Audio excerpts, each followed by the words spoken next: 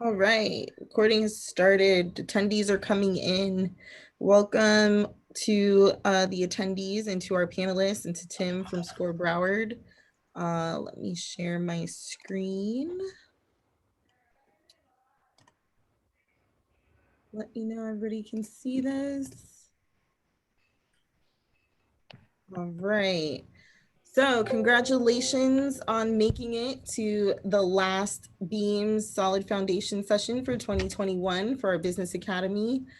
For those of you who have registered and attended all 4 sessions, including this one, you will receive a certificate in the mail that is in the name that you registered as. So please ensure that your first name, middle name, if you have one, last name is how you want it to appear on your certificate. And please do not forget to take our survey. Tell me it's switched over. Yes. Don't forget to take our survey. You will get it in the email that said thank you for attending. If you did not get one of the surveys that we did, please let us know. We will send you the link so you can take it. It's really important to hear your feedback. I'm really excited to see what we can do better, what other topics you'd like to hear, and what else you want to see for the Beams Business Academy. So let me stop my share. Welcome, welcome. And I will turn it over to Mr. Tim Hayter from SCORE Broward to introduce our esteemed panelist. Okay, thank you, Daphne. Welcome, everybody. I'm Tim Hayter. I'm the Vice Chair for the Government and Community Relations for SCORE Broward. So welcome. I'll be the facilitator for this evening. Let me go ahead and share my screen.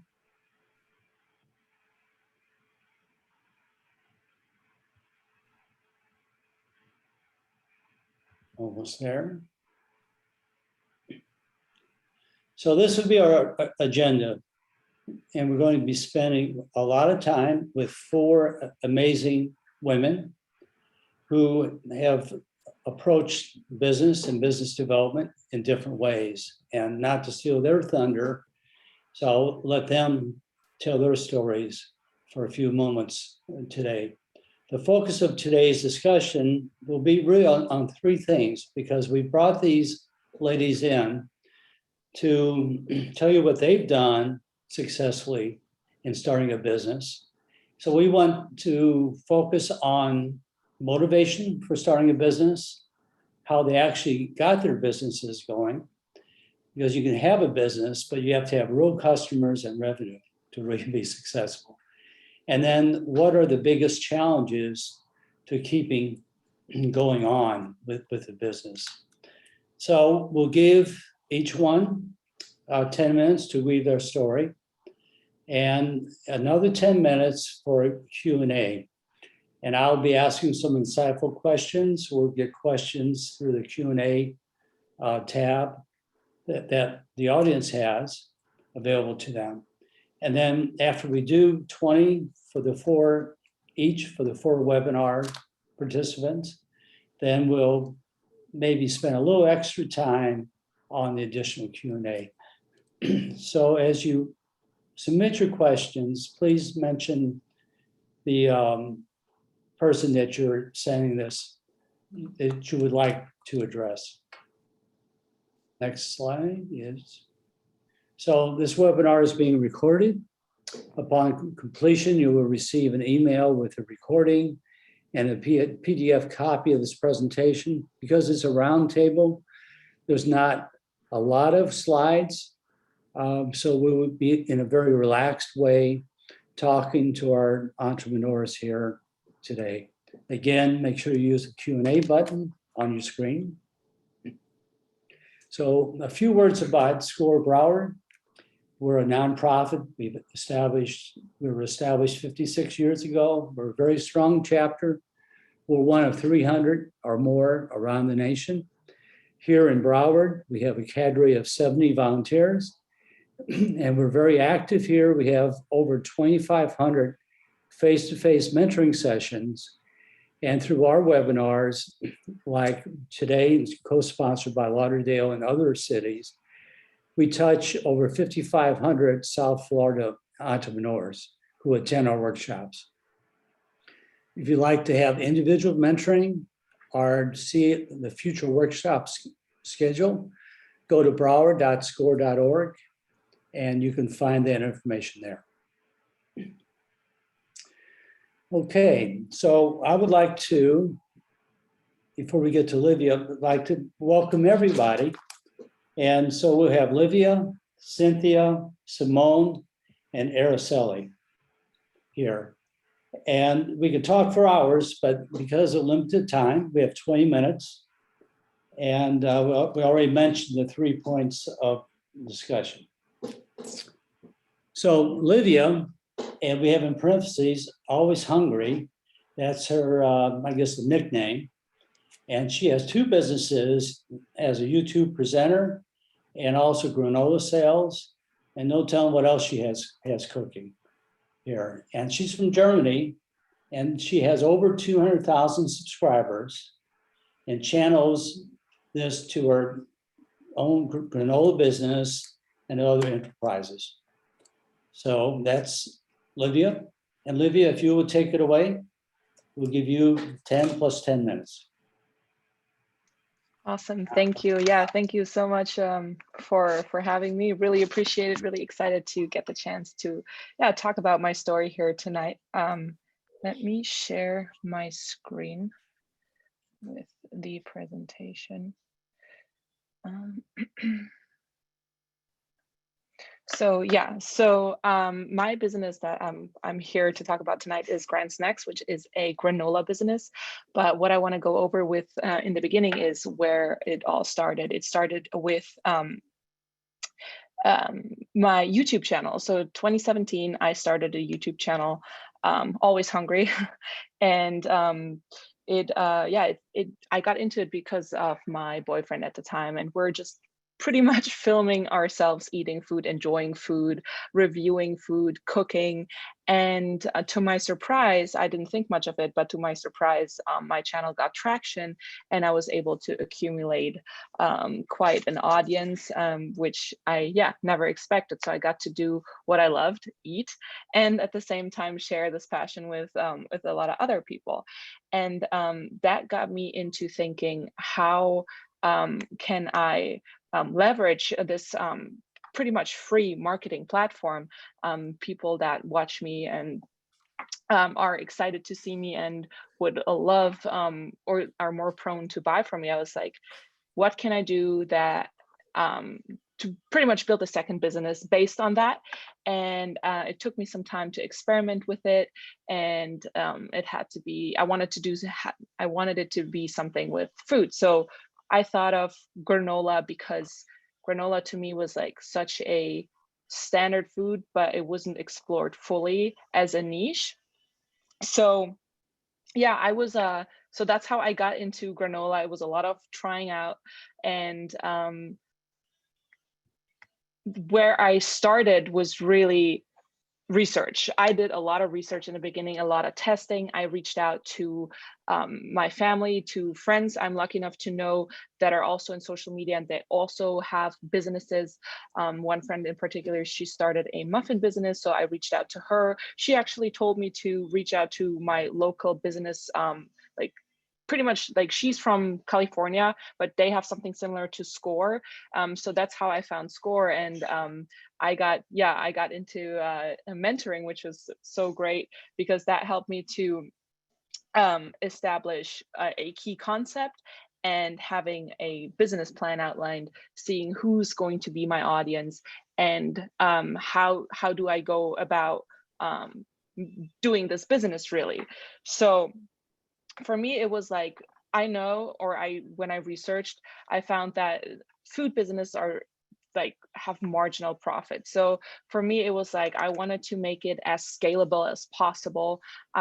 Production, simplify production, only sell online to make it easier to not have the fixed cost of a storefront, and optimizing and strategizing marketing really.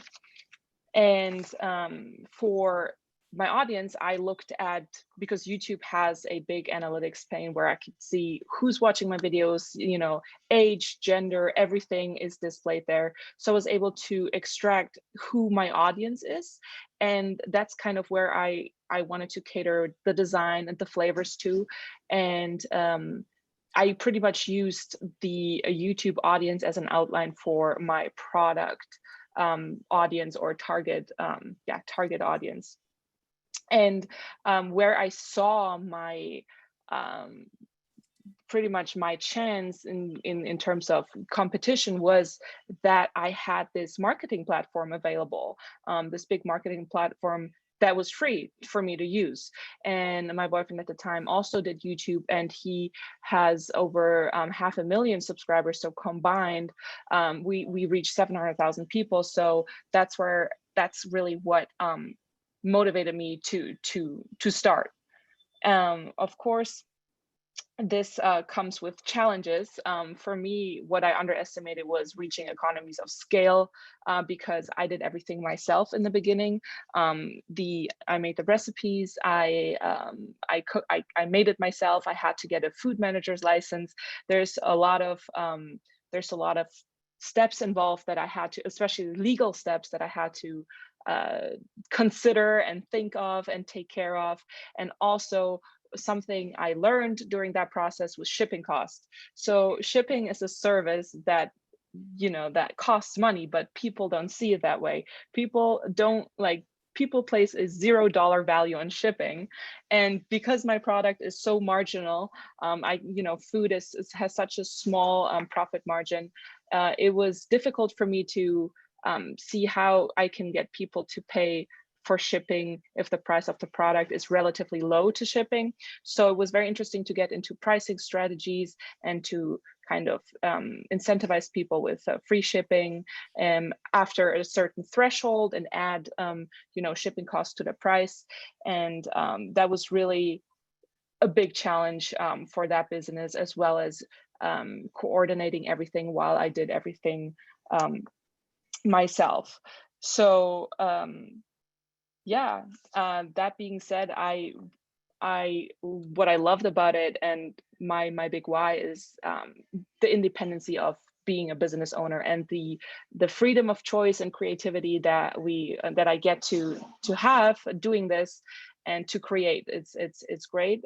It comes with challenges. I guess that's why not a lot of people choose to do it, but I think being like an entrepreneur is like the best thing. And yeah, that would be all. So if there is any questions, feel free to shoot. So Olivia, how are you being affected by the COVID? How is your business being affected? And I guess you personally? Well, the business I started in September last year, and fortunately, because it's an online business, and I was not affected in that way. Obviously, I don't know how COVID affected other people and their spending habits, so I don't really know if that had an impact on purchases. But generally, I personally was affected because YouTube was affected, YouTube as my mainstream of income, but the business itself, not that I was able to notice. So can you talk a little bit about your experience, a little bit more about your experience as a YouTube, I call it influencer? You had some interesting events happen as you've gone through, and you made a significant amount of money just doing the YouTube. Yeah, it's great. It's I think people, what I want to say at first is that people glamorize being YouTuber or being influencer. It's not as glamorous as people think, because only, I want to say, the top 100 people make really a lot of money. But it is definitely something for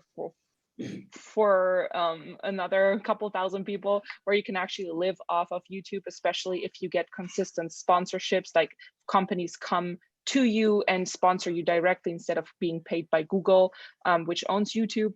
also you're exposed to to everybody. You're exposed to insane people, and you're exposed to people who want to bring you down. So I had a couple of incidents where other people made videos about me aiming at cancel culture, at canceling me for no reason at all. And that's something that is, well, they're playing with other people's livelihood, because as YouTube is not a stable source of income, and then when people trying to ruin your reputation, it has a significant impact on your income. So it's not as glamorous as people think it is. It's great. Like I got to know a lot of great people, but it's definitely also not, it's not as glamorous as it's being portrayed or seen by people.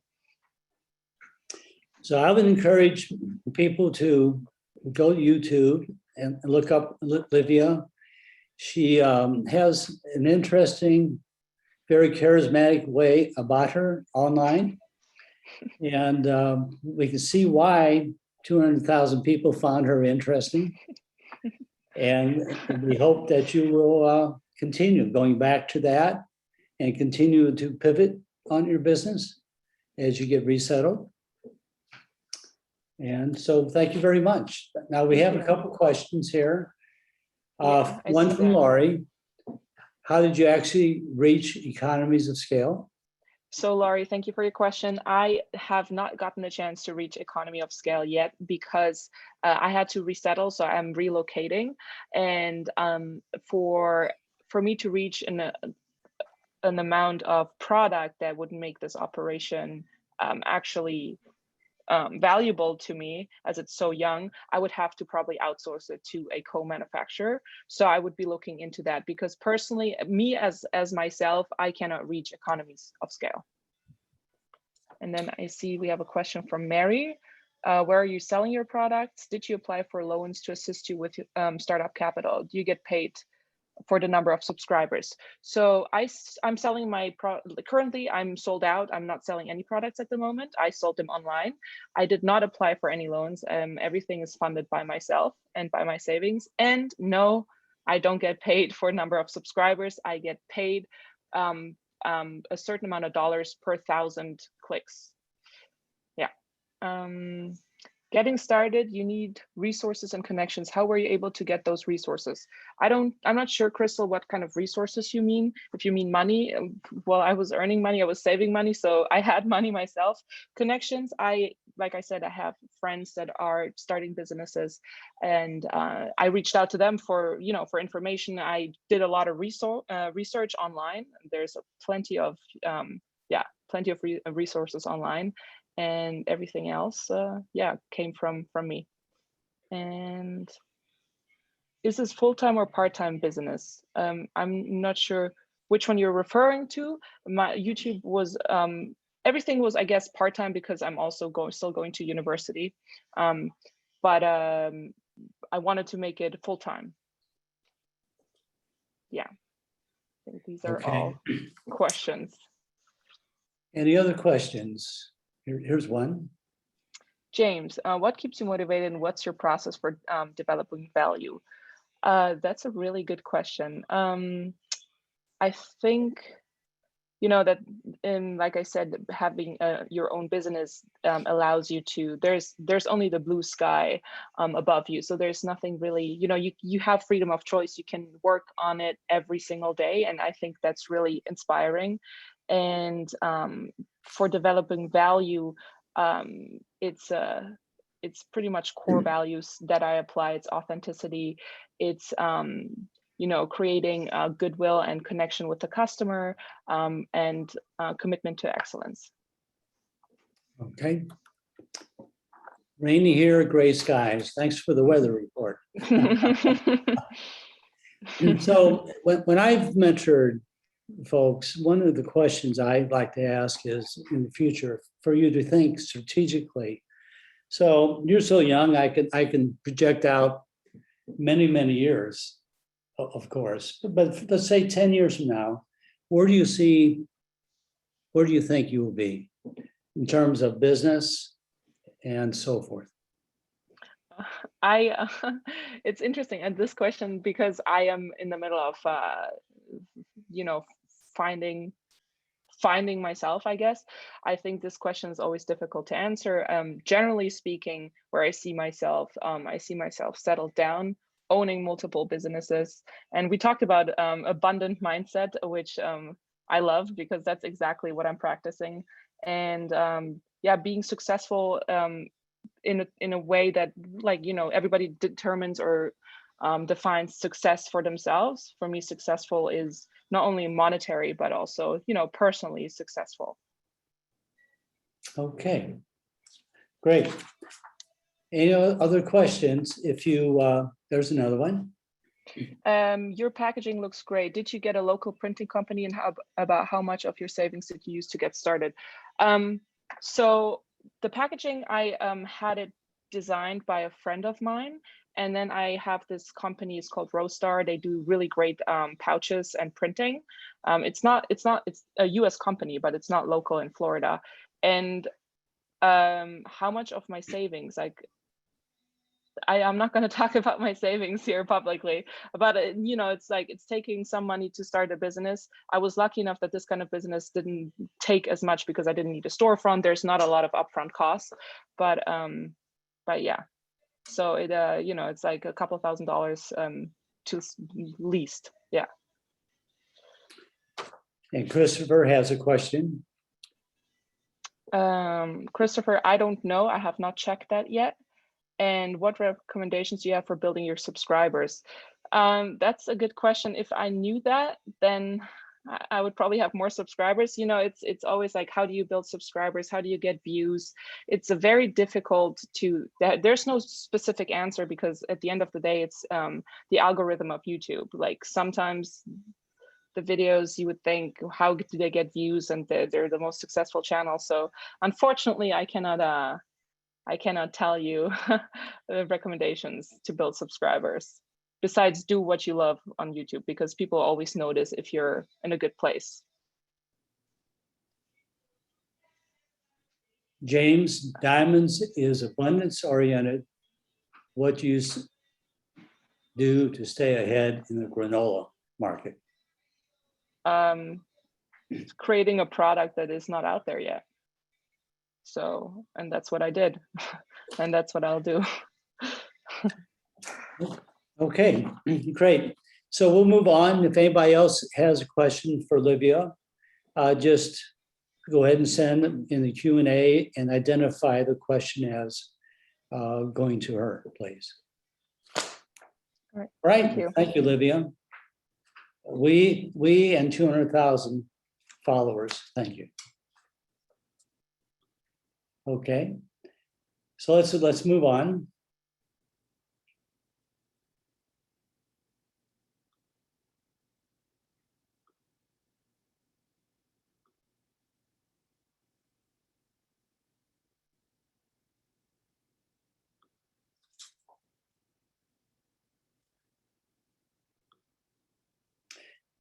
Okay, next is Dr. Cynthia Januszka, and she created the reading room because of the need for quality reading tutoring that was multisensory and systematic. And she has a PhD in curriculum and instruction, and she also has special training in dyslexia. And so I'd like to turn over to Cynthia. Okay, good evening, everybody. First of all, I want to say thank you to Tim Hayter and SCORE and City of Fort Lauderdale for having me this evening. And I didn't mention this when I met them, but the City of Fort Lauderdale, I actually started out with the City of Fort Lauderdale. One of my first jobs was working with children with the City of Fort Lauderdale.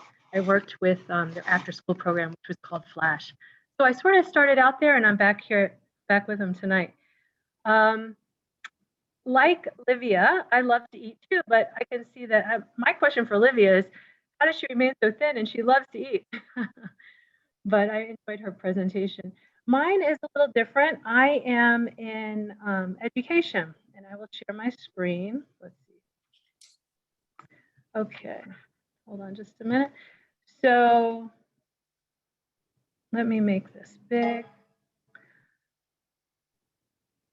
Mine is called, my business is called The Reading Room, and it's a place where learning is fun. Why did I create The Reading Room? Well, it really started with my son. I have 2 children, and I took my son, he had some issues in the early grades, and I took him to a tutoring service called Mathnasium. And what I saw they offered was really worksheets and not really that great. And what they were charging was pretty exorbitant for the parents. So I thought, boy, I could do this so much better. And that was really my impetus, was from my own family. I have a background in education and in reading. So that's where I started it. And at the same time that I started thinking about beginning this, I really didn't know where to start as far as making a business. I have a lot of education background, but not in business. And an opportunity came through, it was through Broward College. It was called Startup Now. And it's a business where you grow, where they teach you how to make a business. It was 6 months and like a boot camp, something like what you're going through, but yours is 4 weeks. Mine was 6 months. And in that program, they showed you how to write a business plan, to interview 500 people to see if there was a need and what was the need and things like that. And actually, some of these slides are from the presentation I did from when I had to pitch the business. So one of the things in Startup Now that they said is you have to find if there's a need. And that's where, is there struggling readers in the United States? Well, yes, there's 5 million in the USA, 45,000 in Florida, and 6,000 in Broward County, based on statistics from 2019. Of course, it's going to be a lot higher now with COVID. So there was and is still a great demand. One of the things you have to do when you come up with a business is you have to differentiate. You have to show how your business is different and better than others. And I had to research what other tutoring companies are doing out there. And what I saw at some of them was worksheets or it was small group. And it wasn't very, in my opinion, it wasn't very impactful. So I came up with a reading curriculum. And if you look at this slide here, we do a pre-test, reading spelling inventories, then individualized instruction focusing on areas of growth, multisensory instruction, that means not worksheets. You see the little boy using Play-Doh, you see sorting of words. They can be homework help. And one of the things we do at the end of the session is share the results with the parents, where the student has to share the results with the parents, which is somewhat unique for tutoring, because usually just pick your kid up and bye. But we want the student to take onus and share out what they learned that day, because you can't teach what you don't know. So if he's going to teach his parents, he has to know. Of course, if parents want homework, we can do that. And we informally reassess each week as we go along. How does each session work? First, we open with a fluency activity, 10 minutes fluency. Then we go into the top 7-6 identified by the National Reading Panel of reading-related strategies that help students with reading, which include oral language, phonemic awareness, phonics, fluency, vocabulary comprehension, targeting the area that really needs help, very specific. Then we do a shared reading and writing activity with the student, and the 10 minutes at the end is where the students inform parents about tutoring activity. In addition to that, during a 10-week module, we create a book with the student. So we work with the student on a topic they're interested in, and we research it, and then the student and the tutor will create a book. If it's an older student, it might be they'll write an essay on a topic such as the Civil War. Okay, so what is my go-to market strategy? One of the things to get customers that I had to do is I had to partner with schools. I have a local private school that I work with, and it's been a little bit more difficult to get in the public schools, but some of the parents have gotten me in. Another great thing that came out just when I was starting the business and going through Startup Now was the Florida Department of Education gave a $500 scholarship for students who were failing in reading. And it was a reading scholarship.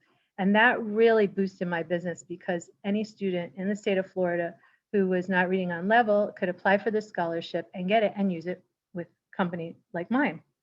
So that helped. I also had to create a business website, a web page, Facebook posts on homeschool and parent pages, publications in parenting magazines, and presenting at parenting conferences and events.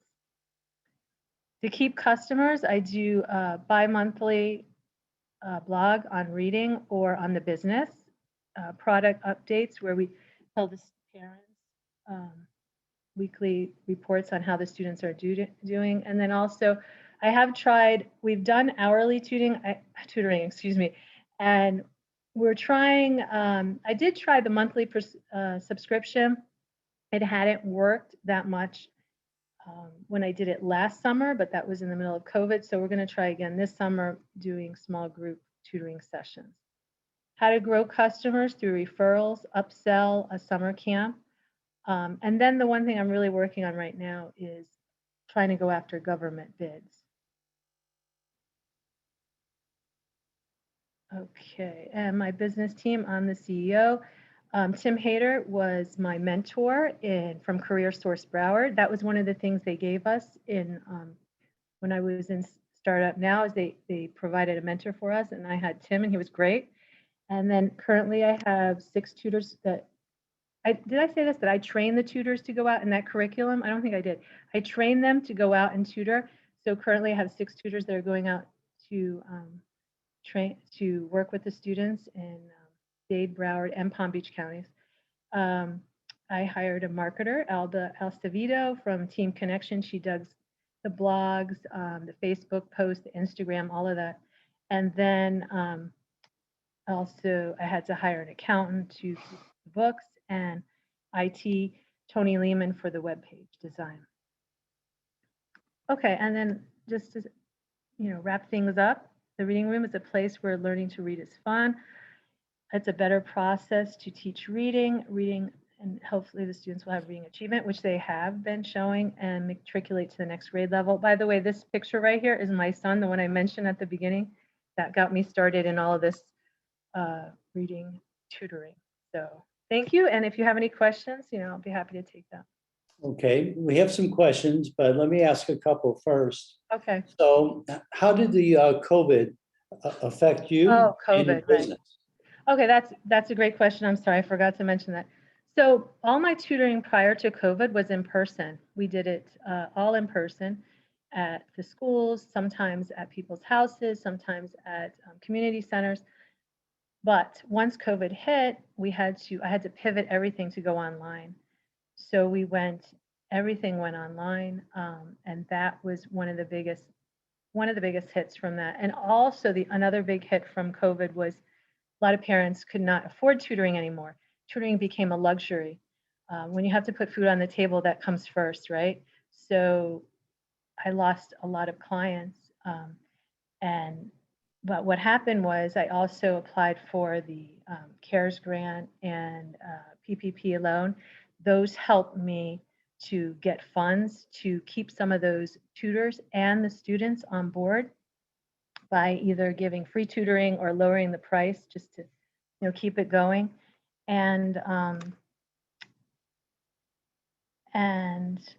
those were the 2 big things. And right now, like I said, I am going after, which I found out from one of these workshops, is the no bid bids. That's what I'm going after now, government bids. So I have a question. What do you mean by government bids, since you touched on that? Okay, so for example, government bids, the federal government gives out contracts to small businesses, earmarked to small businesses that make that are under 150,000. The contracts go out, they're earmarked for small businesses if it relates to your industry. So for example, there's one I just saw, this I never thought of. They're looking for dyslexia curriculum. By the way, I'm also being trained, I also have training in dyslexia, and a lot of my students have dyslexia. They're looking for a dyslexia curriculum in the prison system. So to develop that for the United States prison system, and that would be a federal contract, and that's one of the bids that I'm currently looking at. And there's other ones too, but if you're interested in that, you might want to check out the no bid bid workshop that SCORE did about 2 weeks ago. And we will do that again in the future if That you was a go good to one. flower.score.org. So what did you enjoy most about owning your own business? I really liked the flexibility, and that, you know, before I was owning a business, I worked for a company. I worked for the Broward County School Board for 10 years. I worked for Florida International University, and someone's always over you telling you what to do, and there's a whole bunch of politics. I really enjoy owning my own business, being my own boss, making my own hours, and helping students really one-on-one. So another question, 5 years from now, where do you see yourself to be business-wise? 5 years from now, I would like to open a brick and mortar reading room and really implement it. I have this vision in my mind that I want it to look like, and open it and then franchise it out. And you were talking about some other ideas when we were mentoring together, like maybe have a mobile mentoring Yeah. service? Yeah, I did think about that. I'm not sure about that anymore. Yeah, we talked about a mobile bus that would go out. But you know, with COVID, things have sort of changed, and I Yes. never really thought of going after government bids until now. And so that's something that has changed. And then also, but I've always had in the back of my mind some sort of brick and mortar reading room. So you mentioned that you're doing basically everything online now. Do you envision going back to personal? but Okay, everything also- online until about 2 months ago. Okay, Now it's switching back. Now everybody wants it back in person. So the benefit of that is, in one way, is I can raise the price of the tutoring, because now we're going in person and most people are not. And now the online part, I still have it. I have it built. I have where they can, you know, have the session online, order online, everything. And it's powerful too. By the way, I have a video on my website if you want to see what the tutoring looks like, readingroomtutor.com. But I think COVID has enabled me to build that platform for online as well as the platform for in-person. so James B has a question. How do you approach school, a business proposal, network, or ad reply? How? How? Okay. So sometimes the parents do it for me. For example, we're working with one student, and the parent says, "Oh, we want you for summer. We want your program for summer, but I don't know how we're going to do it. My son is at such and such summer camp." So my response was, well, maybe you can approach them and ask them during academic time if we could come in and do it. So that's one way through the tutors. Another way is just contacts that I've made, and sometimes parents will ask me to come out and sit in on a conference or an IEP meeting, and I meet the counselors, I meet the principal of the school, and I give my business card and we talk, and I say, you know, this is what I do, and they get a feel for my my work just from that meeting where I'm defending or talking about the student. And sometimes they open the door to me and let me come in, let my business come in. So Mary Ash, Cynthia, is this business full-time or part-time? It's more part-time right now. It's more part-time. I have 2 sons, so I'm working with them a lot. But it's eventually it should be full-time. And they were home during COVID, so that was a distractor. That for was you. very tough. Yes, because I had to be teacher and run a business and everything else. I heard your husband washes the dishes, so that'll be okay. Did you hear that? Occasionally. We all take turns. James asked, now let's go to Laurie. Cynthia, go for the government contracts. Check NASA's website and the GSA. I help contractors navigate Davis-Bacon and SCA contracts with federal, state, and local projects. Good luck. Oh, thank you. Who is that? It's Laurie Lori, thank you, Lori. Maidenford. Okay, yes, I'm trying. I'm trying. James asks, is social media marketing a good return on investment for you? It hasn't been as of yet, even though my social media person or business is phenomenal. They're putting out social media posts for me 2 or 3 times a week, videos, all of this, and they're putting it in Spanish and English. I think I've gotten 1 client from that, but it's only been a couple of months. But you know what? It's getting the word out there, and I have heard other people say to me, you know, I've seen your business, so I think that's helping.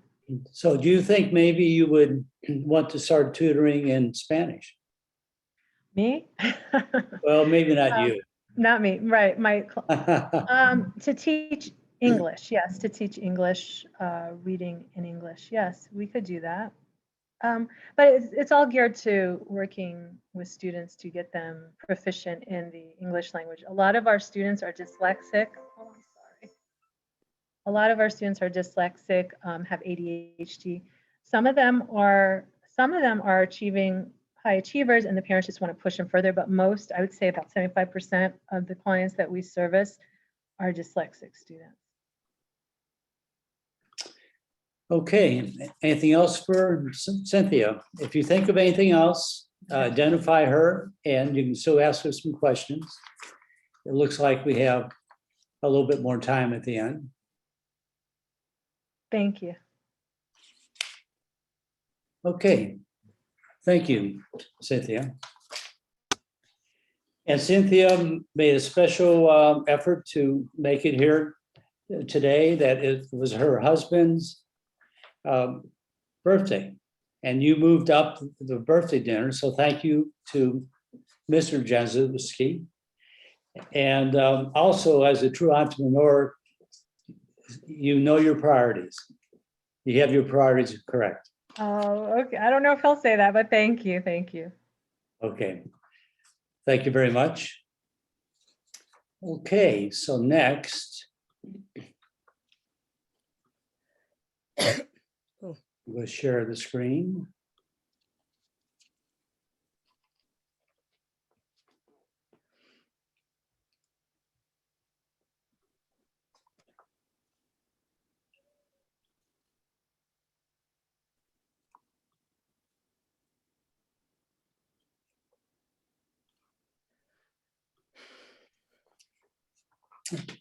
Okay, I'd like to talk to you about Simone Richards. She has 2 businesses, a smoothie bar called Miss Mango Plus, and also e-commerce boutique called C. Dominique. She's a mother of an amazing young lady. She wanted to make sure that she stated that right up front as she does her business. I'm sure. How old is your daughter? My daughter is actually Carissa is actually 18, and she's actually graduating high school in a few weeks, and then she's going to the U.S. Air Force to study to be a zoologist. So that's Okay, well, great. Maybe she's a sampler for you. Oh, definitely. She loves to eat. Trust me, she loves to eat. So Simone worked in property management for 15 years, but wanted to start her own business. So she's come on to this business, and it's a very serious business, and she's making some significant dollars. And so I will turn it over to her. I have some slides to flip for you. Okay, awesome. Do I have to do anything, Tim? I can just start, and because I still see you, or do I have to? And I do apologize. No, I'm good. Let me just get to your slides. Okay, and here we go. All right. Okay, so I guess first of all, I definitely want to thank Tim for inviting me onto this webinar to kind of share my story and how I got started. Miss Mango Plus is a really unique way how I actually was able to get this business venture going. We're located first of all in the Oakland Park Flea Market, and a friend of mine actually had that space. And I'm very big on things looking nice. I think people are attracted to things that look nice once it's clean and it looks presentable. I feel like you just draw more customers. Even in my home is very well organized. So I was visiting him one day and I went over to his shop, and I, for some odd reason, said, "Hey, your shop just looks like it needs some TLC." Um, and he was not really open to it. He wasn't really open to it. And I said to him, "You know what? I was in between what I wanted to do. I had some free time. I said, well, I'll give you like 2 or 3 weeks of my time. Let me come in, let me try to get you rebranded and different things like that." Because I knew the potential of his business, because what he was selling, which were he did a lot of fresh fruits, like, so we do the mangoes, the pineapples, watermelon, cucumbers, and they call it the mango salad, where you put like salt and vinegar and all these seasoning on it. It's just a staple inside of the Oakland Park Flea Market. So I knew that he had the potential for it to be better than where it was, because when him and I were discussing it, he was concerned about his sales and things like that. So I ended up going there for like, maybe I want to say 3 weeks or a month, and just me being there and doing a very minimal amount of things, his sales had improved. But then COVID happened, and he had to shut down. The flea market had to be shut down. The whole country itself was kind of shut down for 2 months. And I'll never forget the day. I think it was May 29th. He called me of last year and said, "Hey, I think I'm gonna just come out of the business. Do you want to take it over? Do you want to, do you want to just, take it over?" And I said, "Let me think about it." I thought about it for one day, and I knew my vision, because I kept on trying to push that vision on him. And I was like, okay, I want to take it over. His business was called something completely different. It was called Mango Calf or something of the nature.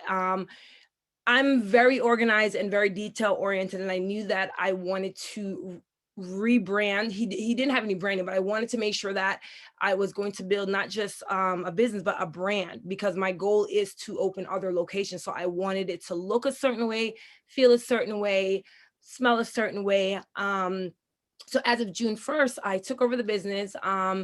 It took me 2 weeks. I got my uncles, my mom, my daughter. We all went in, we cleaned, we did a lot of house cleaning in this space. The space is not really big, but it is perfect for what it does. It's a 300 square feet inside the Oakland Park Flea Market, and there's a bunch of other vendors. I think there's probably another 200 vendors that are in there. So it was great, because I knew that I was going to get traffic regardless, because I was in the Oakland Park Flea Market. So I took 2 weeks, redid it, opened up, and my first month, I was there June, and then in July, my first month. And I'm not big on sharing sales, but it was just wow. I think I had grossed like almost $12,000 that month alone in my first month of being in business. And like I said, that's gross, but I knew where it needed to go. It takes a lot of work to run this business. I knew that I wanted to still keep the staple things, which were the mangoes and the fresh fruit, but I wanted to also kind of gauge a little bit towards things being a little more healthy, because it is a predominantly urban area that I'm in, and we get a lot of African Americans, and they're not big on possibly doing things healthy. So I wanted to do smoothies. So I have a smoothie every morning, and I decided to create some smoothies. I made up the names. I knew that I wanted to be fun. I wanted to be catchy. I wanted the smoothies to not have any preservatives. So everything that we make is frozen fruit. We make it with either the base, like either almond milk. I think it's almond milk, pineapple juice. Honey is the only sweetener we put, ice. And they do awesome. I mean, we have the Chunky Monkey, the Green Machine. they do well. They really, really do well. But again, my biggest thing was definitely trying to figure out how to brand it, how to make sure that when you saw my name, you recognized it and what we were about. The plus stands for everything else that we sell there. We sell the fresh fruit and the mangoes, but we sell so much other things. And the return and the feedback I've gotten from customers when they walk past it after I took it over was that the place is I'm probably the cleanest place in the location, but they love it. I have customers that know me, hey Miss Mango, and I'm like, hey Tim, what's going on? How are you doing today? Are you getting your regular? We have a very good customer base and a lot of regular return customers. So the branding was big to me, which I basically worked on that. I love the branding. I like the way it's going. We have our specialty smoothies. We have tell us how you like it, so you can tell us what fruit you want in your smoothie. We'll make it the way you want it to be. I wanted it to be nice and clean and fresh. And based on the slides that we're sharing, you could see that it's just really a nice location. I like things to be clear so you could see what you're drinking. One of the biggest things I know is that, like I said, we know our customers. I have regular customers that come in almost every single day. They will text me on Wednesday. All right, what time are you coming? Which I open at 11, but it's like 10:30. What time are you coming in? Can I order a smoothie? I've done well. I wouldn't say I took over this business, started my business right in the mix of COVID. So I opened up June 15th and COVID was still very around. It's still very around now. And I was nervous. I was so nervous because I took what I had in savings and I'm going to take this risk. And it was probably one of the best decisions I made. But it is a lot of hard work. I have lost sleep. I have lost weight, but I love what I do. I've never gone to my location and feel like, oh, I don't want to be here today, because I know the place is me, and that I've built something that I've really, really worked on.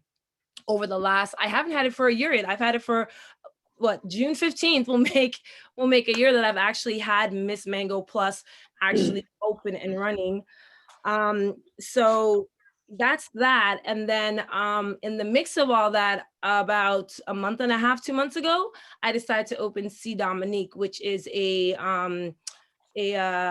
online clothing store, but I have a small little boutique right next to Miss Mango, so I can literally pop my head around the corner and my boutique is there. I put a lot of work, and as you can see, it's very nice and clean.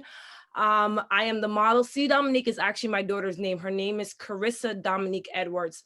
I love her. She's like my world. But her name to me just says chic. It says what I wanted my brand to stand for. So the young lady that owned or had the space right next to my mango shop ended up leaving one day, and I was walking in and I called the owners of the flea market. I'm like, I want the space, I want it. And it took me a month, and we painted, tiled, we did everything. And we're up and running. We had our grand opening, we've done well. And then the online part of that will be open. Actually, we're hoping for June 1st. I have a photo shoot on Friday. So to say that I'm not busy is an understatement, is a real understatement. But it is great to be a business owner and have the flexibility, but it does take work. I will say, if you decide that you want to venture to be an entrepreneur, take the opportunity, go with it. I always say, pray, think about it. But if you have a passion for it, I think it'll work for anyone, but you have to understand there is a lot of hard work that's put. So don't get discouraged if 1 month you don't see great profits. It'll come. You just got to put the work in. I've had to learn that I've had to hire someone to do my social media. I've had to hire a part-time person. My sister comes and helps work at the mango shop. I've had to learn how to balance out time because I am a workaholic. And that was one of the downfalls, that I just didn't know how to just divvy up the work. But now I've learned that in order for me to still be a mom and still be able to have some kind of personal time and just not go crazy, I have to hire people to help you to get your business to where you want it to be. So yeah, that's it. So Simone, I'm looking at your picture of the C Dominique. Now I'm kind of smiling looking at the tile, because when I called you to try to talk to you about slides for this presentation and talking about things, your answer was, okay, that all sounds good. Can you excuse me because I'm laying tile? Yes, I like to be very hands-on. They call me that I'm very maybe picky, but I like things to look and feel a certain way. So as I was, with my cousin, I was like, no, I think that one's crooked. Make sure that this is like this. And I was trying to mix the grout and everything because to me, I'm all about being hands-on. So yes, I did help lay those very big tiles on the floor. There you go. I'm glad to see them, and they're all level. Yeah, they They're are. well done. Thank you.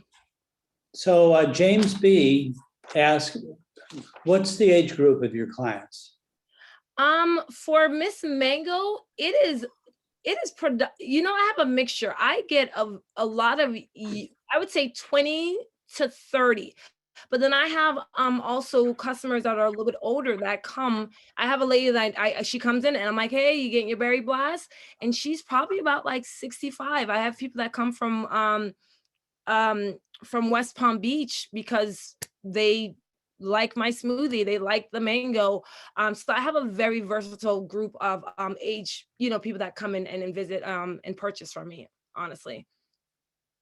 So Sherry says, I love smoothies. I will definitely check you out. Thank you. Make sure you provide your information. Yes, for sure, I will.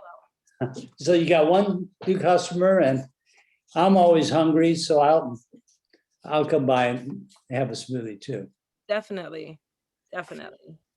So Mary Ash asked, how many customers do you serve about a month? Oh, about a month. I can give you an idea because I keep everything. The way I keep everything is I'll give you an idea of what our average is. Just give me 1 second. It's probably because we ring in every single sale differently, the same way. I will give you that answer because it's quite a few. So customers based on count. So It's 7 o'clock. Oh, thank you for telling me that. So last month I had a total of almost 450 customers that came in. So And that's for Miss Mango or yeah, both? that's for Miss Mango. I don't have the one for C. Dominique because that's still working on there. But so the 450 is literally, so if you came in and you purchased something, another person came in, that's how the count is capped for each transaction, basically. So if you bought 10 things, that's still only one transaction. But so I had 450 physical customers come in that month. So Simone, it's interesting that you're looking at something. So as a business person, you are tracking your business. So do you have a system that you use for that? Or Yes, just a spreadsheet? I do. I use Square. I do Square for my checkout. It can tell me the most popular smoothies for the month, how many bowls I sold for the month, what was that. So like what I'll typically do is, let's say last month, the Green Machine sold, 200, my Instagram, the person that oversees my Instagram will say, the top seller last month was the Green Machine. Definitely come on in and see what everybody loves about that. So yes, it breaks that down for me because I've had to take out a couple things out of the smoothie shop that I felt weren't working for me. By me looking at my sales, I can say, okay, you know what, that didn't work for 2 or 3 months. I'm going to go ahead and adjust it and just take that out. And it was never the smoothie. It was like little snacks and stuff that I felt like we're not being sold. So then I just adjusted it. But the smoothies I've never had. I'm actually expanding. We have 5 or 6 specialty smoothies. I'm going to be having 12 specialty smoothies. So I'm working on the flavors right now. And the names are very big for me. I like my names to be nice and fun and stuff like that. So yeah. So what do you enjoy most about owning your business? I like the flexibility, but I've always liked meeting new people. I always enjoyed meeting new people. And in this business that I have, I constantly meet new people every day. I let them know that I appreciate them. That's one of the things that I do when someone's leaving. I said, thank you, I appreciate you. And it's when you say that little statement, the reaction is just like, well, we appreciate you too, or things like that. But I like meeting the customers. I'm a talker, so they'll come in and sometimes they'll be there for a few minutes. How's your daughter doing? They'll end up knowing because she'll come in and help me and stuff like that. Because I'm there full time all the time. So I would say it's really the customers and the flexibility as well, where I'm able to kind of not own my own business basically. So where do you get your supplies from primarily? So that is probably the most challenging part. I get my supplies from Restaurant Depot and BJ's. But getting mangoes, it may not seem, it is the most, I get nervous when I have to find mangoes.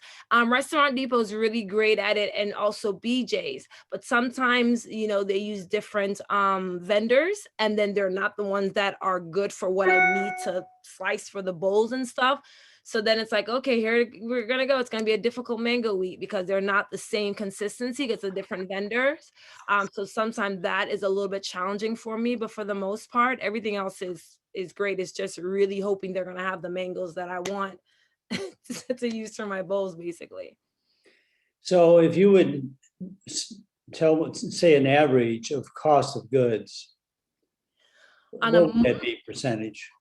On a month, and it's gotten so much better because now I've learned where to go, what to use. If you had asked me this the first 3 months, I was like, I was going wherever that was going to be quick. I was going to Walmart, I was going to Publix, I was just going wherever that was quick. And then I had to learn that I couldn't do that. I had to do things, I had to do things a certain way. So on an average monthly for just my to run my shop, I probably spend anywhere from $1,500 to $2,000. Nothing really gets wasted there because if I do fresh fruit and it's not okay to sell because it needs to be fresh, it can be frozen and used for the smoothie. So I have very minimum waste. I have very minimum waste in a lot of things. So I've gotten better. And when I say 15 to 2, that's including, the straws, the this, the that. So I've gotten a lot better at finding out where to get my goods and making sure that it works, that I have very minimum waste. So talking about C. Dominique, that's new, but you mentioned your online presence. What is your market? What is your target market for that? Online? Well, women are gonna always want to buy clothes. We like to. I mean, if you find a woman that says she doesn't like to shop, then that's few and far between. My market, and we're going to be going online hopefully June 1st. My market is going to be, I'm and I'll share my age. I'm 40. But my market is for anyone that, because I want my things to be more contemporary. It's not so my daughter that's 18, she buys pieces from there, and I have my aunt that is 60 that buys pieces from there. There's something for everyone that they can find in the store. So my target market when it comes down to age is pretty open, because I do buy things because I am of age and I'm an older woman, young woman or woman lady. I'm not gonna wear the bra tops or whatever that may be. So I have different pieces for any for everyone basically. Okay. Yeah. And as far as going online, can you briefly describe what process you followed to actually get online? That was a challenge because trying to find someone to build the website of what I wanted, how I had to go through 2 developers, and the first 2 they weren't getting it. And then I finally found a gentleman who was referred to me by one of my best friends that he got it. He got what I needed. I was gonna go through like GoDaddy, but they were really expensive. And everything that I've done has just been money that I've had or saved and then put that into another business. I didn't get a loan. I everything I've done is just me. So I have to be mindful of what I spend. So it has been hard because I'm also going to be going through a different platform for that. And I had to learn that, which is Shopify. So trying to figure that out and figuring out the target market and figuring out how I wanted to look on Instagram, find out the right photographer. Was my daughter going to be the model? Was I going to be the model? And because she's leaving to go to school, now not only am I a business owner, I now have to model clothes and stuff like that. So it's been challenging, and just trying to balance everything out, honestly. So given the challenges, where do you see yourself 10 years from now? So definitely 10 years from now, my goal is I am actually in the process of possibly open another Miss Mango Plus. There's a location that's not far from where I am, where I know that it would probably do well. So I'm looking into opening that. If everything goes well, hopefully it'll be for the end of the year. And then I'm looking into also I'm possibly franchising Miss Mango. And then eventually, hopefully, getting a larger location for C Dominique would be I'm okay with only one location for C Dominique. But I would love to see how you have Smoothie King. I would love to have Miss Mango be able to be franchised and have just so many more of those throughout, the United States. That's my goal. Okay, great. We're getting plenty of congratulations to you. Thank you. Did you take, Laurie is asking, did you have to take any special food handling courses? I did. I had to get the food handler's license. I did for Miss Mango. Yes, I did. Okay. Yeah, that was easy. I mean, I wouldn't say it was easy. That was definitely something I didn't realize I had to get, but yes, I did for sure. And how about insurance? No, because the building itself has insurance because I'm just, I have a booth, so I didn't have to get any of that. No. But I did have to have the Department of Agriculture come in and inspect and make sure that it was up to par. And she was in there for like less than 10 minutes. She was like, your space is clean. I passed with flying colors. There was no issues there. So what happens if you run out of mangoes? You don't have to change your name? No, I better not. Yesterday, I actually sold out of mangoes, and I would say I never do that, but typically on Sundays, I don't have a lot of stuff. Well, we have enough, but we sold out earlier than what we anticipated. And I was like, okay, we don't have to get any more because we're closed on Monday and Tuesday. So yesterday when I was at the boutique and I poked my head around to look in the showcase, I was like, I said to my sister, where's all the mangoes? And she's like, girl, they're all gone. And I'm like, oh my God. So yeah, so tomorrow's my day to go look for some mangoes for Wednesday. What time do you have to be, Mary Ash asks, what time do you have to be at your business? And what time do you leave? Oh, so the flea market opens from 10 to 7, Wednesday through Thursday, and then Sunday through, Wednesday, Thursday, Friday, they're open from 10 to 7. And on the weekends, they're open from 10 to 9. So I get to my business by 10 o'clock so I can open, prep, and then be up and running by 11 o'clock.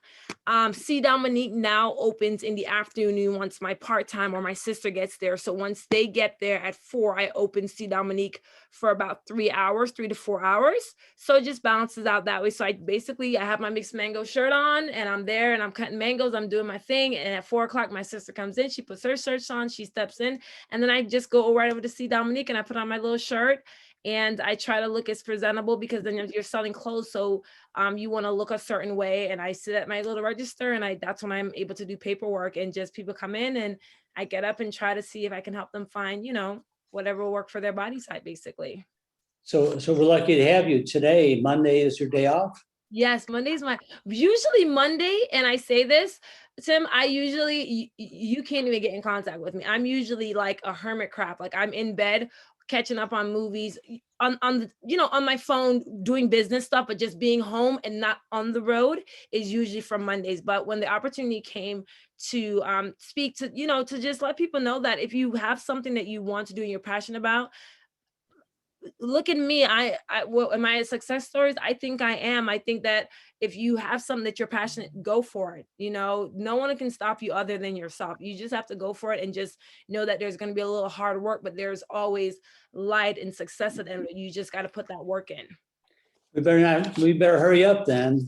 If it's your day off, we can't talk too long. So Dominique, same name, Dominique asked, how did you find the right website designer and social media people to hire? My best friend, Kadeen, that I've known since I was 14, she can just go on Instagram and she'll see stuff and she'll be able to just make a post and the saying works and everything works well. And one day we were at dinner and I said to her, why don't you do that as like a part-time job? You promote yourself as an Instagram, you know? And she's like, what do you mean? And she ended up doing it. And I said, I'm hiring you. So my best friend actually runs both of my page. I literally don't worry about it because I trust her enough that she doesn't have to ask me almost any question of what I want posted, because we know each other that well. She knows what I want. So, and then she ended up referring me. One day I was telling her, she ended up referring me to the gentleman that is doing my online store for C Dominique. So yeah, Kadeen did. How do you plan to market C Dominique digitally? I'm definitely going to be doing a lot of social media, meaning Instagram and obviously Facebook.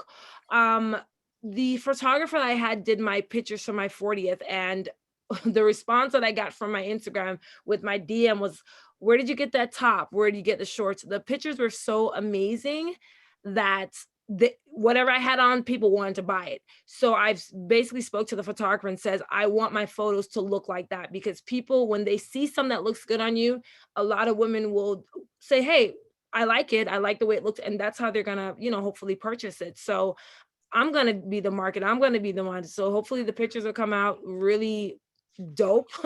And then they will want to definitely buy. Okay. Yeah. I'm going to talk faster because you're so interesting that you're lighting up the board here. Sorry. I'm amazed by your boldness. James says this, to launch at height of COVID. What were your driving thoughts? And can you drone drop me a delicious smoothie? Much success to you. You know what? When everything happened with COVID, I wasn't working. I didn't have much in savings, and I just felt I was nervous. You didn't know what you're gonna do. A lot of people couldn't pay their rent, couldn't do certain things, and you have people that had businesses, or even people that worked for companies that lost their job. And I kept on saying to myself, I never wanted that to happen. I wanted to be able to make sure that I was going to be okay if something like this ever happened. And that's what made me take the risk. And I just really just thought and prayed about it and said, you know what, if it'll work, it'll work. And honestly, like I said before, I did it off of just praying and just saying, let me go ahead and see if it'll work. And it's been fine, because I literally opened my business in the middle of COVID. But people always want to eat though. They always want to eat something. So when it looks good, tastes good, and smell good, they're gonna come back. Okay, let me do just a couple. We have a bunch more. I'll go back to those after our next speaker, but let me do just a couple more. Do you do call-in takeout orders? We are going to be doing, I am working on that, where we'll have online order and be able to be delivered to the customer. That's something I'm working on through with Square, yes. Do you sell other things besides smoothies? Yeah, we just launched our acai bowls because I love them, and I'm hoping it'll work well, because again, it's a lot of urban customers I have, but I've had great sales with it, and they like it. I sell it as being healthy, and it's working well. So we do that, and we do ice cream, and then we do the fruits, the fresh fruits with the mango, salt, pepper, and the watermelon, the cucumbers, and all that good stuff. So yes. What bookkeeping operation? I'm sorry? What bookkeeping operation do you use? Oh, So I have an accountant. I don't have time to, I give her all my stuff. She balances out, then I check it and then, yep. Okay, so I have some other ones and we'll come back to them, but I Okay. want to go ahead and move on. Thank you very much. Thank What a you. great energy. We're all impressed. You have a great looking operation there and we look forward to coming by and testing. Yes, definitely. Thank you so much. Thank you. Okay, so.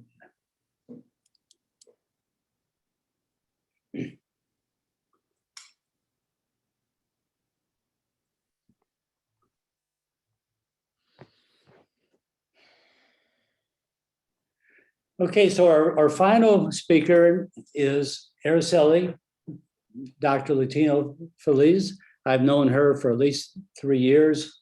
We've mentored together during that time, and I'm amazed at how she's able to come up with new ideas and also pivot in the time before COVID and also COVID.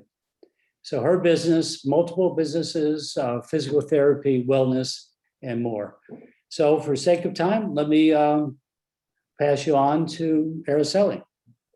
Thank you, Tim. And thank you everyone for being here. I'm so excited to be here and just listening to all of these entrepreneurs. Like I am so inspired. So I hope all of you are feeling the same way because there is such a fire in just being surrounded around people that are achieving and going after their dreams and making them a reality. So if you're here and you're listening to this, you're one of those people and I couldn't be more grateful to be here. So thank you for the city of Fort Lauderdale and thank you, Tim, for inviting me to be here. So let me go ahead and share my screen. Give me 1 second. Okay. There we go. Can you guys see my screen? Let me move this over 1 second over here. View. All right. All right. We'll do slideshow. All right. Let me go back. Perfect. I want to make sure I'm not blocking it because I know that this is. Can you all see the screen okay? Or are you seeing also, am I blocking it?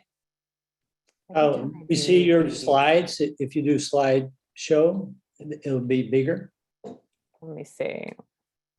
Slideshow. Hold on.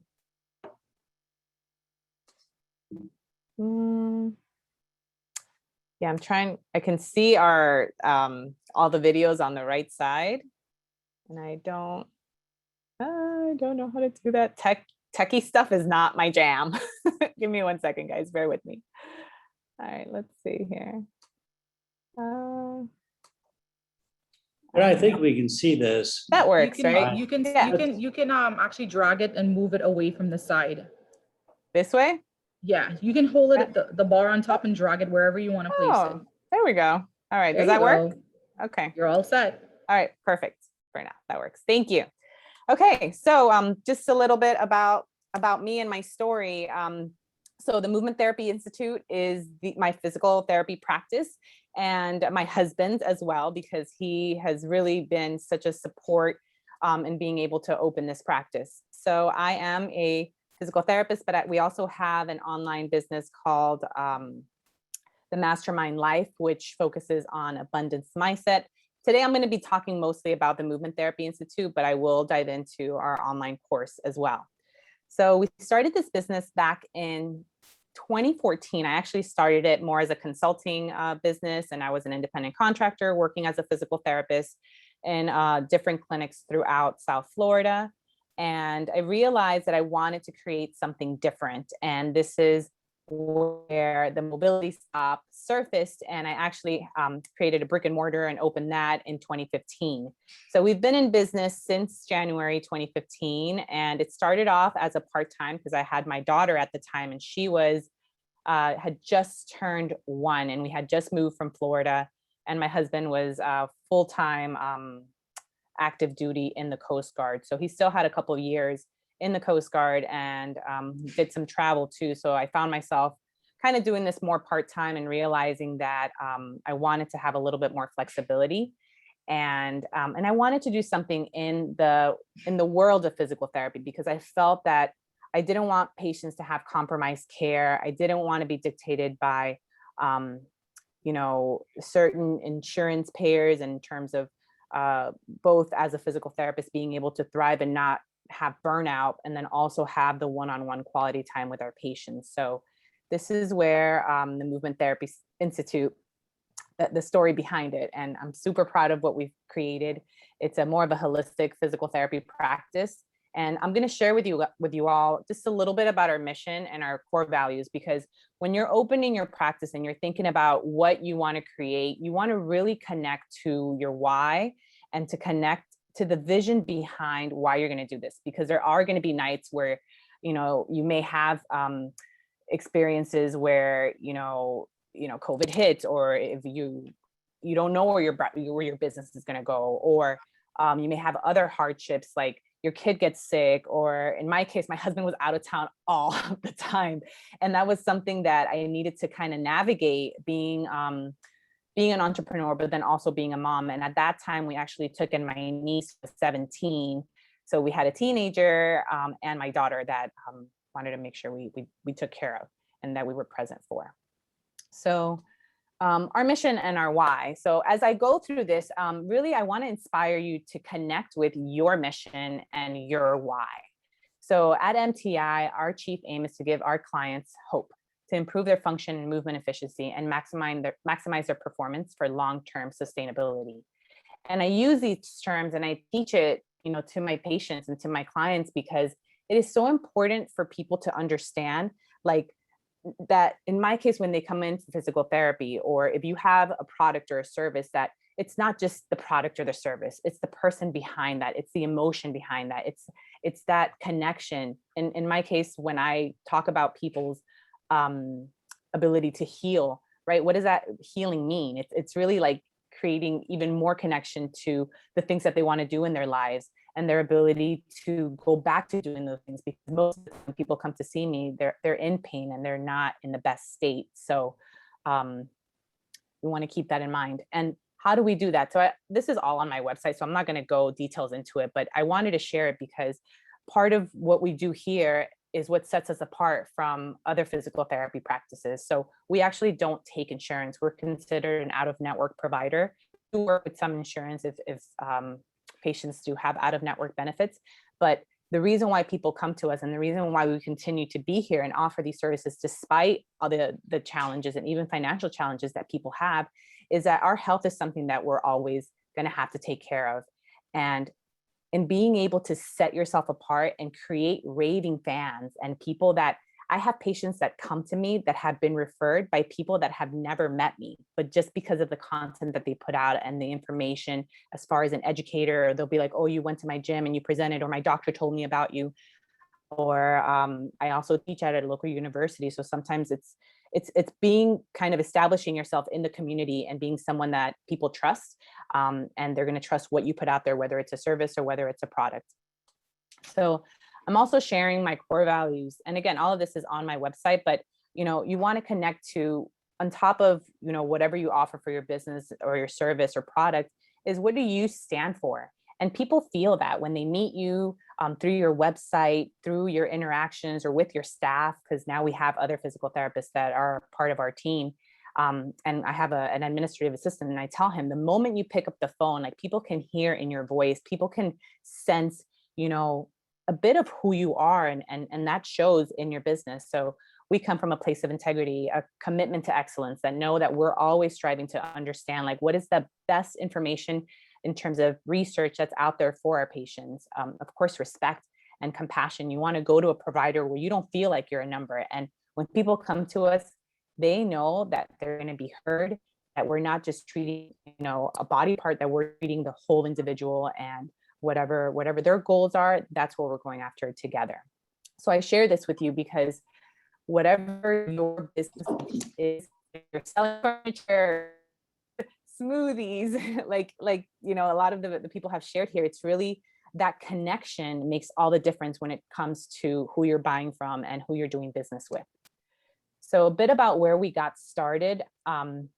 So savings and downgrading our expenses. We did not take out a business loan.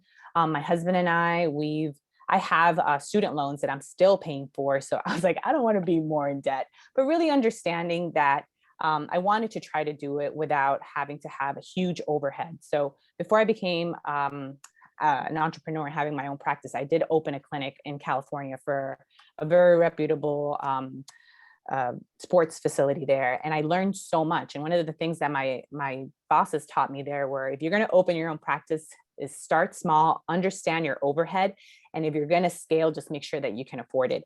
And so I remembered that, and I did start small. I had a tiny little room, and I actually worked inside of a CrossFit gym at the time.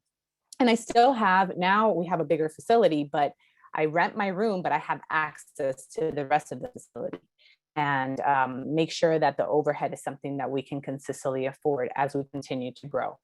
And we didn't dive too much into our savings. I actually saved a lot of the money that I made as an independent contractor and just, put that into the business account and just took money from there to pay myself and pay the business. For a long time, I actually didn't collect a paycheck. Everything went straight into the business, and I basically paid myself a job. But the freedom and the satisfaction that I got from being able to do what I love to do when working with people made all the difference. I also really reached out to community and doing education and establishing myself as a trusted resource when it came to wellness and human performance and healing. And that was something that, if you are in the realm of teaching or doing something, is to do people know who you are and to be able to put yourself out there. Doing workshops, live events. I was at races. I was at local, just anything wellness or sports related, I was a part of. I did offer a lot of complimentary visits initially. I would partner with other entrepreneurs and coaches. Coaches were really my biggest form of referral. And so I would treat them, and then they became my raving fans. And then slowly that started expanding.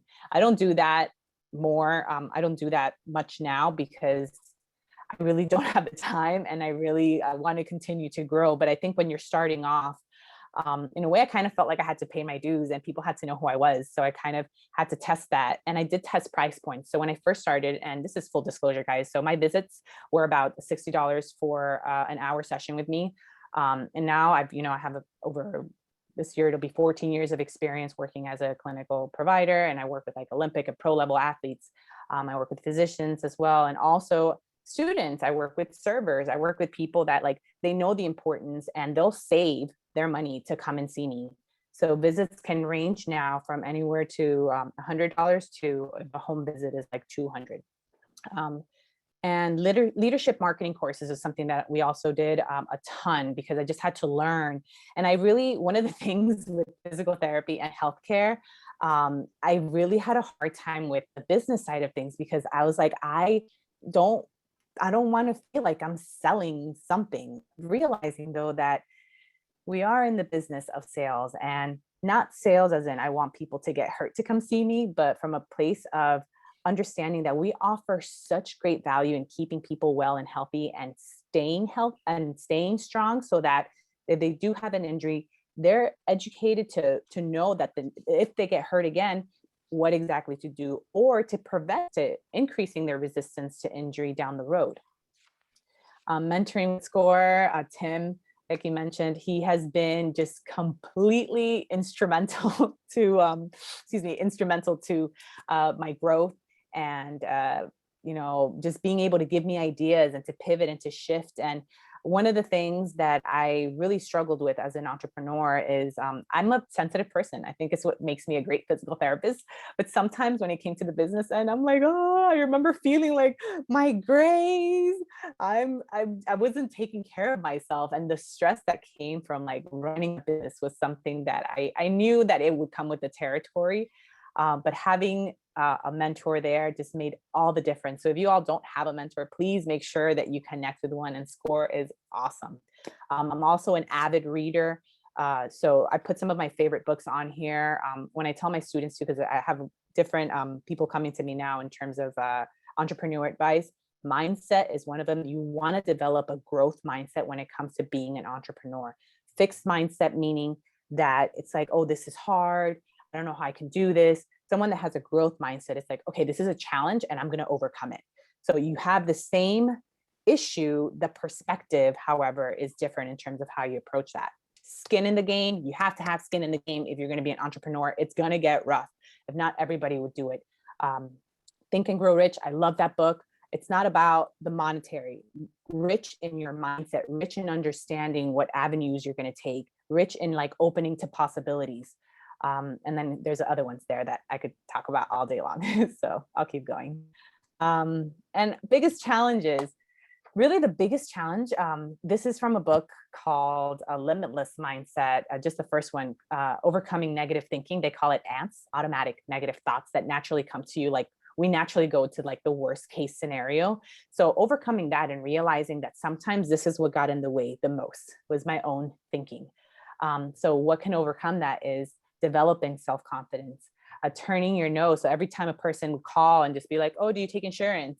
No, we don't. We actually are considered an out-of-network provider, but I would start a different conversation with them. And they're like, oh, okay. You know, and sometimes I would turn that no into a yes. Sometimes it was a maybe, or maybe just not right now, but let me call you back. And they would come back. So realizing that a no doesn't mean like, I don't want to work with you ever, but it does mean that, you know what, right now, it's just not the time for me. Developing abundance mindset, maintaining faith, perseverance, persistence. I personally believe in God, and I feel like everything that I do, I'm guided, and that same kind of idea and yearning and just burning desire that I had to move forward with the gifts that I have and the opportunities that I've been given to live in this country and be here. It's like, why wouldn't I take advantage of that? So I'm from Nicaragua. I was going to share a picture of our house because sometimes I have to look at it to remind myself like how blessed I am to live here and how fortunate we are to have the programs that we have, and to remind myself that it's all worth it, that my mom struggled, like everything that we've gone through as a family, that it's all worth it and will continue to be worth it if I stay committed. Taking constant committed action, key. You can dream and wish and plan and all these things, but if you don't move and actually take action, it's not going to happen. So being consistent with that and surrounding myself around other people who are other high achievers. I think that if you look around your circle and you don't have people that are living their life a certain way, it's very easy to get complacent. So I'm very intentional about my circle and who I surround myself with, who I talk, what I talk about, with whom I'm around. And the last thing here is seeking expert counsel and having fun. So if you don't know something, look it up, ask someone, reach out. You'd be surprised. People really do want to help. And if they don't take it personal. Just like keep it moving, you know? And remember to have fun, guys. Life is so short. And I have to share this because this past month has been so challenging, but it's also been so beautiful. I had a friend of mine that passed away. He's 26 years old, super young. And one of my girlfriends lost her little 2-year-old baby. So the last month has just been like, a lot. It's also a reminder that life is now and we are here. And while we're here, like, let's have fun, you know, let's make a difference. Let's leave an imprint and create a ripple for other people to follow. And Mother Teresa says, it's not about how much you do, but how much love you put into what you do that matters. And I truly believe that because we're all each uniquely created and our gifts are there for a reason, and they're there for other people too, so that we can all benefit from them. And then I put a little slide here. Let's connect.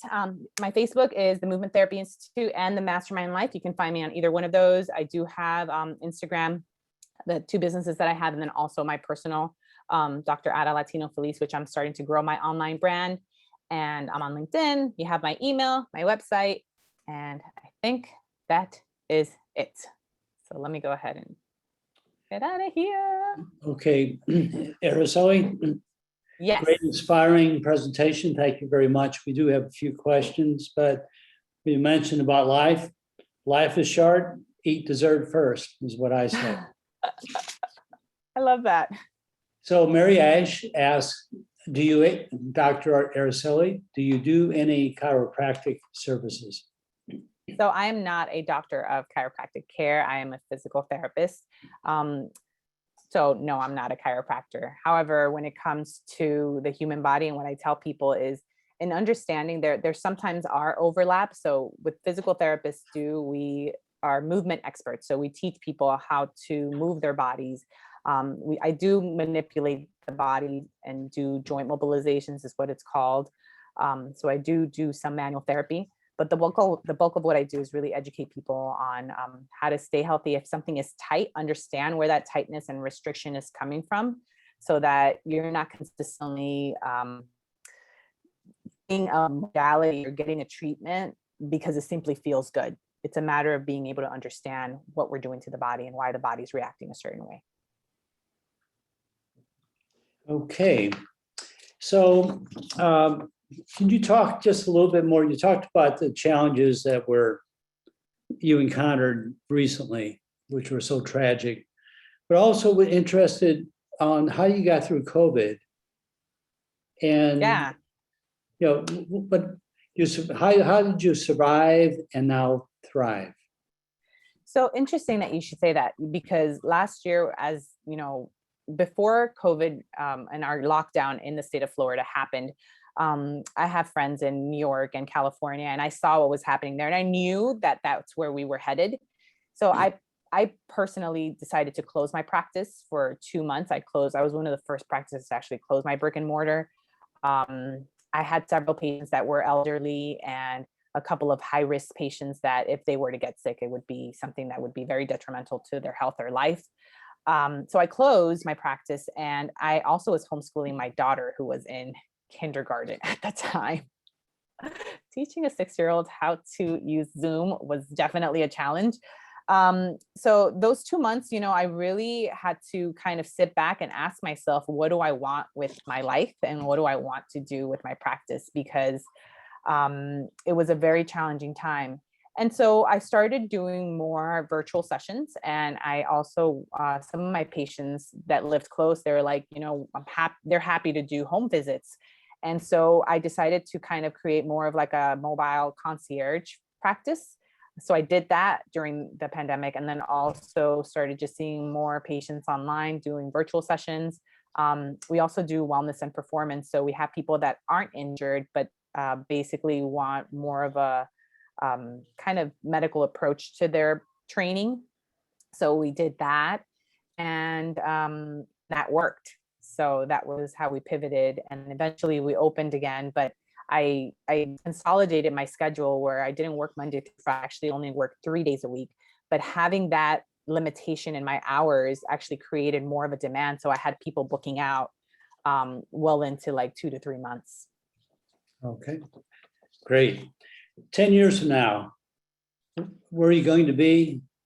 10 years from now. So we're shifting to do more online. 10 years from now, we're going to have an online platform of different courses and exercises that people can do on their own that are guided with myself. And we have a staff of other physical therapists. I thought about franchising, but I realized that I really enjoy being able to have the practice here locally where I can be. But I do picture myself having maybe 2 to 3 different practices where I have physical therapists like myself that really value one-on-one patient care and spending that time creating long-term relationships with patients. So I see myself having at least 2 or 3 other practices with about a handful of physical therapists in each one, and then growing online with this business, and then also our online educational curriculum. And you're going to have a teenager in the house. So Yes. we'll see what happens about Right. Oh, okay, great. Well, it's getting late. If nobody noticed that today is the tax deadline. So after I get off of here, that's my next task. But we've had 4 great, so thank you, Araceli. So let's go back. So we've had 4 great speakers from all points of the star. We had the internet influencer with 200,000 followers. She's always hungry, so she might go by it and visit the Miss Mango. That'd be a great connection there. certainly Araceli there's a lot going on and you have a bright future. Cynthia has a great tutor practice that is growing and certainly is very relevant to today's world. And hopefully she can help catch up some of those kids who have been doing video games instead of listening in. So this is the second year we've done this, and we will do this once a year with Fort Lauderdale. Certainly, we hope next time we'll be able to mingle, because then you can meet these exciting people, tremendous, fantastic people in person, and ask them one-on-one discussions. And Daphne, back to you. Awesome. Thank you, everybody, very much. Thank you. Thank you to all of our speakers. It was definitely fascinating. And I can't wait to do this again next year. I just want to let everybody know, give us some time to mail out some certificates because we've got to print them. We've got to get each of them signed. Our city manager loves to sign every single one. He doesn't do the stamp thing, as well as the mayor. So we had a great number of attendees, and we will send you more information about our next series, Build on Success, for the next, I want to say June, July. Have a great night, everybody. File your taxes. All right, good night. Thank you, Tim. Thank you for all the speakers.